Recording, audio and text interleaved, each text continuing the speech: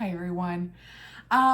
It's a glaze along day and I am so excited. I am doing one of my most requested glaze alongs, which is, I need to post a picture of it. I'll put it right here. I'm gonna call it like my blue marble. It is so pretty, it's so easy, it's so simple, and yeah, it creates such a beautiful glaze. So you need 3 colors. That's all you need. You need Spectrum's, see if it will, soft white. You need Amico's Blue Midnight. And you also need Amico's Blue Rutile. That's it. That is all that you need for this glaze. It is so simple. So let's get started and create a really beautiful glaze. All right, so we're going to start with a base of soft white. Now, you need to remember when you are doing this that soft white is a runner. So I'm only doing 1 thick coat of soft white, no more than 1, because you will, well, 1, you'll lose all your color, and 2, it will run too much. And these are one of my flower frog vases that I made, and I just have clear gloss on the inside. I find that I like using a clear on the inside because we don't see the inside of a vase. So anyway, all you're gonna do, and I always like to leave raw clay on the bottom of my pieces. So I'm just going to create a little unevenness because I also enjoy that. And then paint it on. And I'm pretty haphazard. I am not too technical about it. I go in and clean the holes after, so don't worry about that. But if you do this on a mug, it's obviously easier. But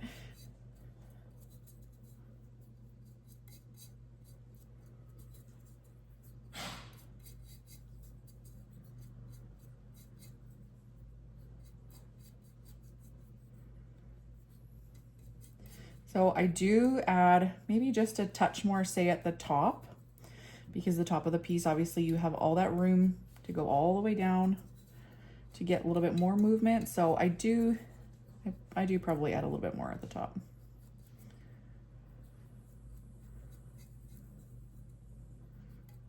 There we go. And don't forget your rim.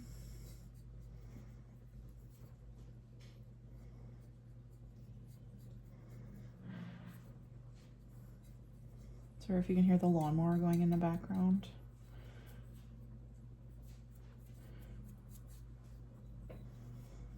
So there we go. Simple as that. Now, if you really want to go on the wild side, which I might, because I do, this vase is quite large. So you can do a second coat, which I think I'm going to do on this one, but on a mug, I would be a little bit more cautious, but it all depends on where you're putting, like how far you're putting it. If you're putting it all the way down, you need to be cautious. But yeah, just play it by ear. So then I'm just gonna go in and clean the holes before I add the other color. Plus the soft white has to dry a little bit. So yeah, I'm just gonna do this while this soft white dries, and then I'll bring you back and we'll go to the next color. Okay, so Blue Midnight is the second color. Now the next tip I have with this glaze is that it is dark. And depending on if you want more of like the light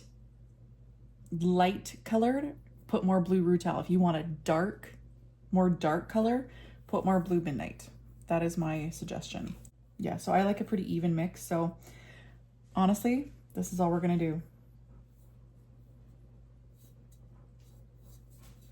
You're just gonna go randomly all over.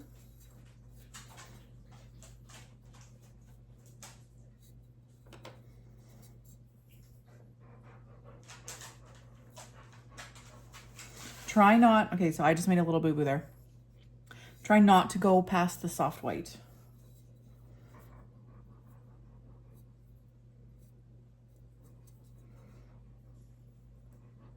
So then I also like to just do random little bits and bobs. I do the rim, or pieces of the rim.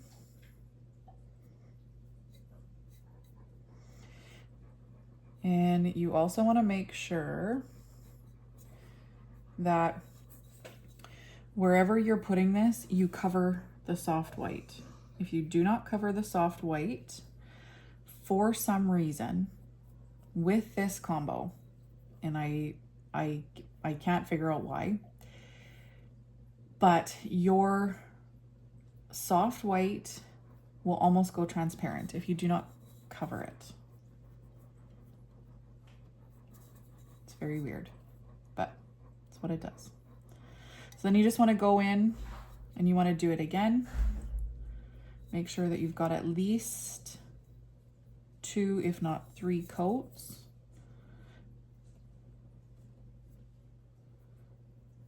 Depending on how many drips you want. Remember, soft white is a mover, as well as blue rutile is a mover. So all those factors you do have to keep in mind.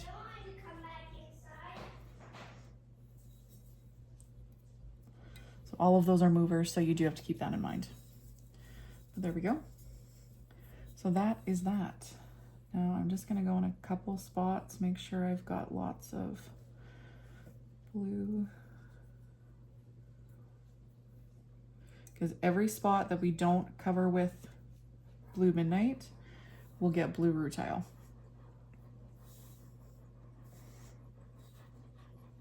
I know, it looks crazy, but bear with me. So, blue midnight, done. Now, I would suggest waiting fully for this to dry.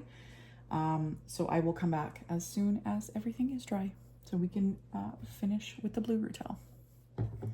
All right, so blue rutile is what we have left. Now again, with this combo, you don't want, you could just put blue rutile over the whole thing. You could totally do that. But then you lose the like marbling effect. So you just want to take your blue rutile and everywhere that you don't have blue rutile or you don't have blue midnight,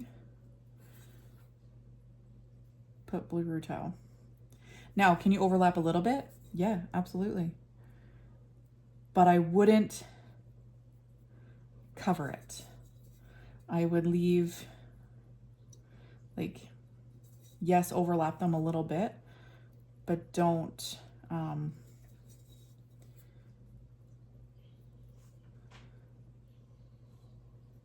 totally cover it. That would be my suggestion. You can, but I wouldn't, because blue rutile can sometimes be overpowering. Same with blue midnight, but especially sometimes blue rutile can also have those brown tones in it, and you don't want that. So being able to keep a really large amount of blue from the blue midnight and everything, yeah, I would just suggest that. And again, try not to go over where you put your soft white.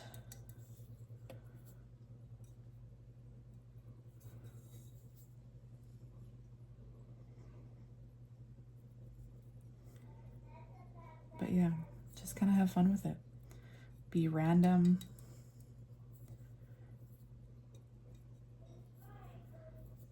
Because yeah, it is so simple.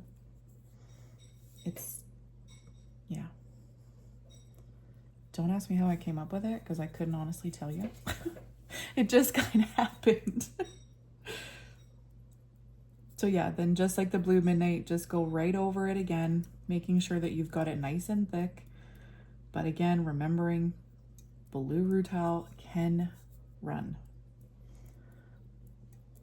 But you do also want the movement, so you glaze as thick as your little heart desires.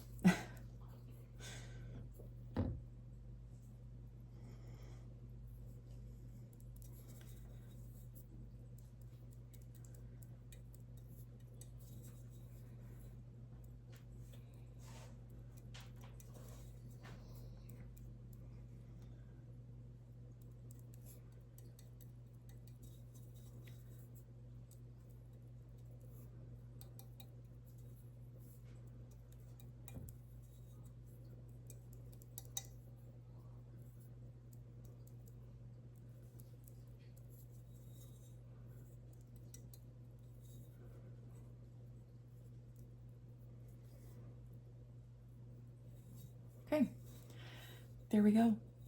And that's it. So now I do add dots of soft white. So as soon as this dries, I will show you that, and then we're done. Honestly, guys, this is the most simple, complicated looking glaze that I do. It's so simple. So I'll bring you right back as soon as this is dry. So this is the very last thing that I do. I just take soft white and I just add little dabs here and there. And it just kind of helps with the movement. So just kind of be random with it.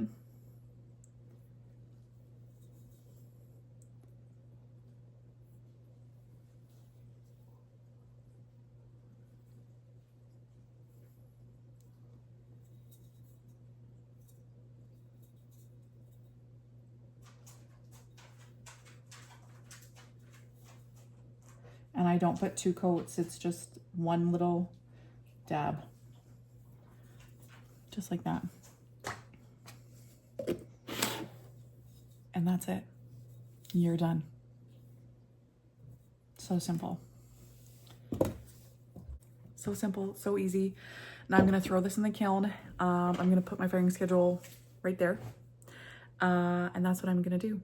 So I will be back to show you the results when it's out of the kiln. All right, so our results are in here. And this is also going to be probably the last kiln unload that I do for quite some time, because we're starting to get into our really hot month where I live. And yeah, I just won't run my kiln when it's this hot. I am also sick because we had to run the air conditioner one day and I got sick. So this video the end of this might be a little bit choppy because I'll probably cut out me coughing 1,000,001 times. But anyway, the glaze along results are in here, plus you get the bonus of this kiln unload. So let's open this up because this is more than cool. So let's open it up and see what we got.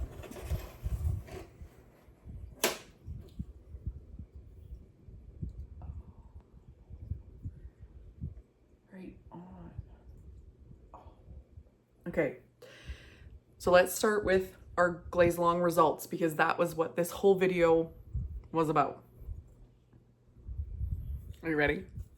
It turned out really good. Look how beautiful those blues are. And the pooling, like look at that. How beautiful is all of this marbling?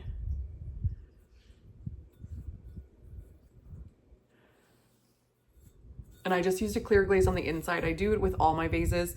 One, because it's a lot more economical because you don't see the inside of a vase when you put flowers in it. So I don't worry about the way that it looks. But yeah, this one turned out so good. Like look at in here. Look at this. All of these different, like, so beautiful.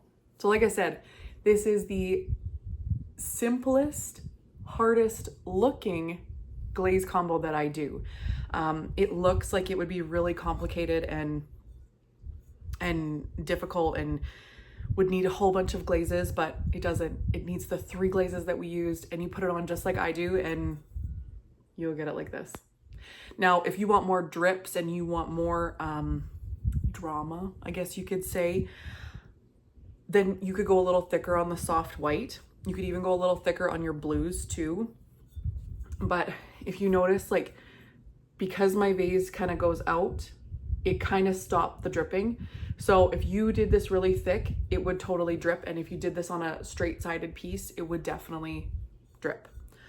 So just keep that in mind if you're gonna try this combo, that it is a little runny. Not terribly runny, but it is a little runny if you go too thick. But I think this is amazing. This is a beautiful, beautiful glaze. And it's blue. Who doesn't love a good blue? I love it. So good. Okay, so the rest of these, 2 of these I've done before. One I've actually made a video on as well. but I've never done it on a great big vase like this. And then, oh, look at that. Okay.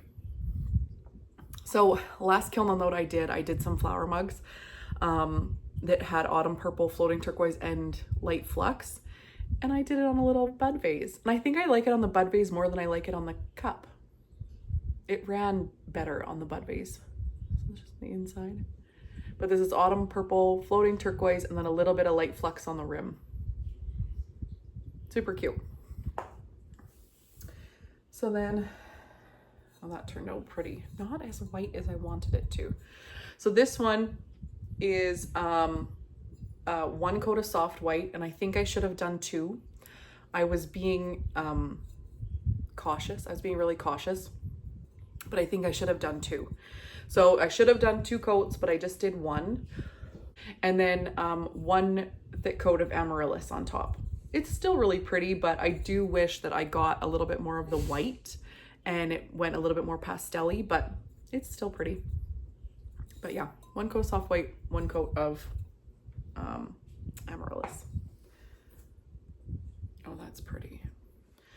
Okay, so this is like my confetti 2.0 glaze that I did a glaze along with. So I can link that down in the description below. So basically it's just soft white. I did 2 coats down here, one coat at the top, and then kind of random bits of sunrise, sangria, curry, and morning glory. And if you look in like here, like just look at all that blending, and it just create like, look at that, just creates some really fun textures. And even like down here, like you can feel the glaze a little bit. I just think that's really pretty. And for some reason, this looks a little patchy, but maybe I missed it, but soft white does that as well. Because it did pool down in the little lip that I had down here. But maybe I just did the other side a little bit thicker, which is too bad because this side has the most brightest color. But I don't mind that at all. I think it's really pretty. And then these were kind of like an experiment. I didn't really know what to expect when I did these. So I just threw just some straight cylinders. And I think these are beautiful. Like, how pretty is that?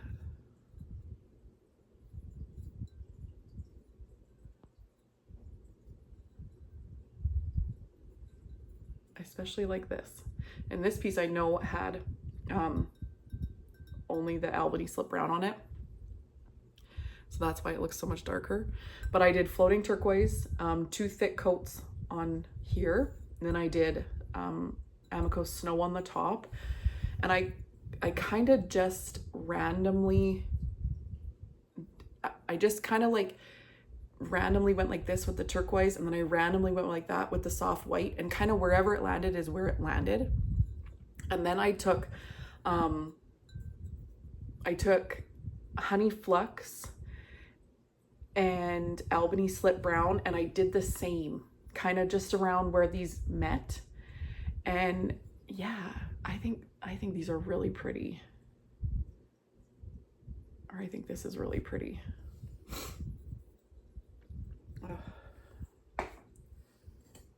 Oh, wow. That's beautiful. Okay. So this is the next phase. So this is this is Mako's matte black. I love it. I've mentioned that many times before. And then Amico snow. And then I left a gap in between the two of just raw clay, and I did Albany slip brown and then honey flux. And I kind of made the honey flux go over the Amico, and the Albany slip brown kind of touch both the matte and the honey flux. And look at that. I think that is absolutely beautiful. Beautiful. I think that is so beautiful. And you've put like nice, like bright, like fuchsia flowers in here. Oh Oh my goodness. I think that's gorgeous. Albany Slip Brown, guys. I don't know why I waited so long. I think it's gorgeous. I'm definitely going to be doing this on some mugs. 150,000%. Because I'm always looking for like more neutral colored mugs because I love color. I love color. But not everybody likes color. So I'm definitely looking for some neutral options. And these two vases, like, beautiful. These are absolutely beautiful. I'm so happy with that. I'm definitely gonna have to make more of that. And then I just have some, because my kiln is so small, I try to utilize the space as best I can. So when I have things like spoon rests and stuff, and I've got these taller vases, because my kiln is so small, I have to fire my taller vases by themselves. I can't really add too much, but I can add spoon rests to the bottom because they only take up a couple inches. So works great. So this one is just Spanish moss, Spectrum Spanish moss, and it's on Plainsman 340S. I kind of like burnt in the bottom there. I used an underglaze pen for the first time on a couple different things a little while ago, and not my favorite.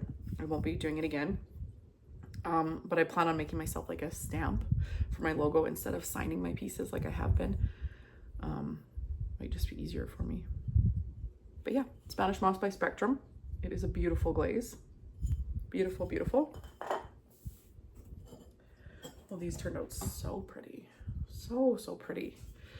Okay, so I've been seeing a lot of things like spoon rests and bowls that have raw clay on the outside and just the glaze on the inside, with like even with the raw clay on the lip. So I decided to do that on a spoon rest, but I wanted the lip of it to also have glaze. So I did this in the Mako's Black Walnut and Sand and Sea combo. How pretty is that? So it's on Spectrum or Plainsman 340S clay, but how pretty is that? And I just sanded the edges smooth, so it's nice and like paper, like smooth. But how pretty is that? Oh goodness. I'll definitely have to do more of these because these are so pretty. Look at that. I love this combo. It breaks, like look in the middle here.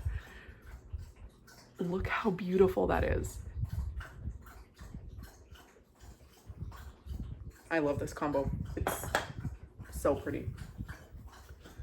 Oh, that's pretty too. So I did two of them like that. So this is the next one I did. This one is my pearl white sangria and curry combo. And I have a tutorial on how I apply that as well. But yeah, I did that on this one. And again, just on the lip here, but with raw clay on the outside. And look at those little, I even have little like toasty bits here. Look how pretty that is. Oh.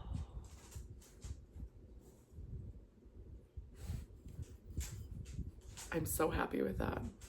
Like look in here. Can you see, like look at all that. How pretty is that? So, so pretty. That's an empty kiln. I'm so happy with that. The glazing along results, perfect. The rest of the vases, perfect. Spoon rests, perfect. I couldn't have asked for a better kiln unload. If you have any questions about the glaze along, leave it down in the comments. If you have any questions about the rest of the kiln unloading, leave those also down in the comments. And otherwise, I have some fun projects that I've been working on that hopefully I can get out in the next little bit. And yeah, and hopefully I don't have to wait too long to run my kiln. Hopefully it's not too hot for too long because the heat does not work well with me. No go. But yeah, let me know what you guys think. If you enjoyed this type of video, let me know if there's anything else you want to see. Otherwise, I will see you all in the next video. Please don't forget to like, share, and subscribe so you never miss any of my videos. And I will see you all in the next one. Bye, everyone.